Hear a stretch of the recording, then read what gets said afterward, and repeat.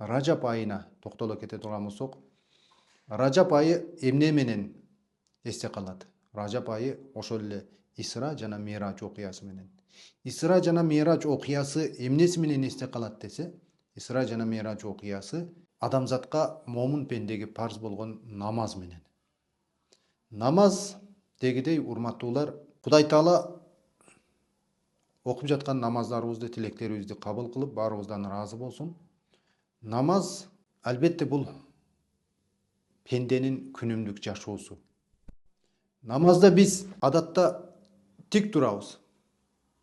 Мындайча айтканда түз турабыз да. Жашоодо дагы түз болгунуң, түз жүргүнүң деген.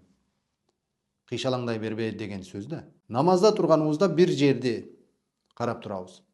Ары берини карап тургандар дагы жок эмес, жаңы үйрөнчүктөр.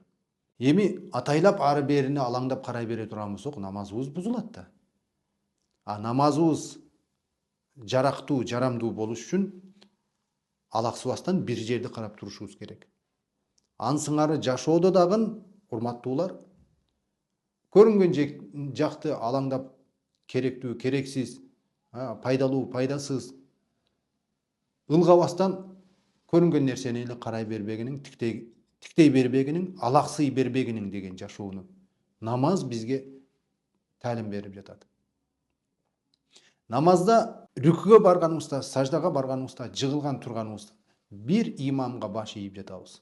Намазга жыгылып алып туруп, ар кимибиз баш аламан боло турган болсо, анда жамаат намазыбыз окшошпой калбайбы?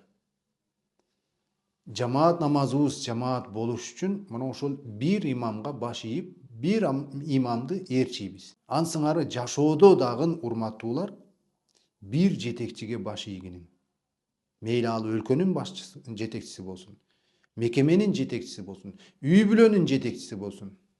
Эгерде жок дей турган болсок, ал учурда жашообуз дагы талкаланат. Мына ошол намаз урматтуулар жөн эле намазды окуп коюп эле эмес, балким ошол намазды тургузуу деген, акимус сола дейт го. Намазды тургузуу дегени урматтуулар, намазды тургузуу менен биргеликте намазда кандай болсок, жашообузда дагы Кул инна солати ва нусуки ва махьяя ва мамати лилlah. Бир эле намазым эмес, жашоом дагы, менин акыретим дагы баарысы Кудай үчүн дегидей. Мына ошол намаз бизге ошону талим берип жатат. Жараткан Аллахым ички жашообуз менен сырткы келбетибиз, ички дүйнөбүз менен сырткы дүйнөбүз, намазыбыз менен жашообуз бири-бирине төп келип, чыныгы момун пенде катарында жашап өтүштү насип кылсын. Жараткан Аллахым баарыңыздардан окуган намазыңыздарды кабыл кылган болсун. Вассаламу алейкум ва рахматуллах.